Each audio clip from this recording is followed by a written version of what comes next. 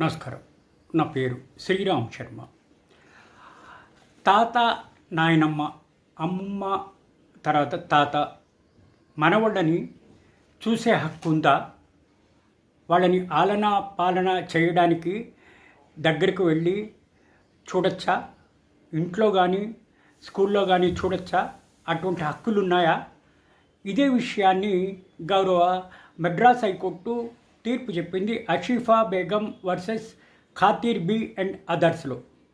ఇక్కడ ఇద్దరు జడ్జిల ధర్మాసనం, justice Mohammed Shafi, justice R మహదేవదంతో కూడిన డివిజన్ బెంచి తమిళనాడు హైకోర్టు ఒక తీర్పు ఇచ్చింది. ఈ కేసులో అమ్మమ్మని నాయనమ్మని చూపించడానికి వీల్లేదు, చూడడానికి వీల్లేదు అని నియమ నిబంధనలు విధిస్తే క్వశ్చన్ చేస్తూ హైకోర్టులో గార్డెన్షిప్ అండ్ వార్డ్స్ యాక్ట్ని అనుసరించి ఇట్లా వృద్ధ దంపతులు కేసు పెట్టారు.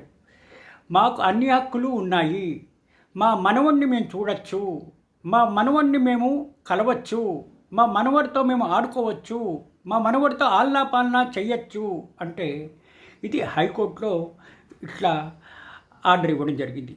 కరెక్టే. గ్రాండ్ పేరెంట్స్కి మనవాళ్ళని చూసే సర్వ హక్కులు ఉన్నాయి, వాళ్ళని దూరం చేయడానికి వీలు లేదు. కానీ టైం పెట్టండి. మీ ఇళ్ళకి రానియకపోతే వాళ్ళు ఎక్కడుంటున్నారో, వాళ్ళు హాస్టల్లో ఉంటే హాస్టల్లో, స్కూల్లో చదివితే స్కూళ్ళు ఇంటర్వెల్ టైమింగ్స్లో ఇట్లా గ్రాండ్ పేరెంట్స్ని చూడడానికి డైరెక్షన్ ఇస్తూ ఆదేశాలు ఇవ్వడం జరిగింది. ఈ తీర్పు ద్వారా మనకు తెలిసేదేంటి?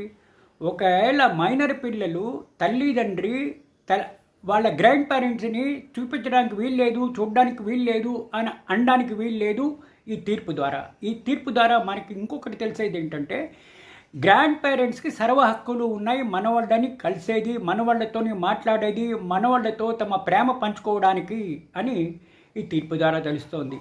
ఇప్పుడు నా పిల్లలు కదా, మీరు చూడడానికి వీల్లేదు అని చెప్పి గ్రాండ్ పేరెంట్స్ని రిస్ట్రిక్షన్ చేయడానికి వీల్లేదు. కంపల్సరిగా వాళ్ళ ప్రేమలు కోరడానికి, వాళ్ళు ప్రేమ పొందడానికి అన్ని హక్కులు గార్డెన్షిప్ అండ్ వార్డ్స్ యాక్ట్ని అనుసరించి ఉన్నాయి అని డివిజన్ బెంచ్ మద్రాస్ హైకోర్టు ఈ విధంగా తీర్పు ఇవ్వడం జరిగింది. Thank you.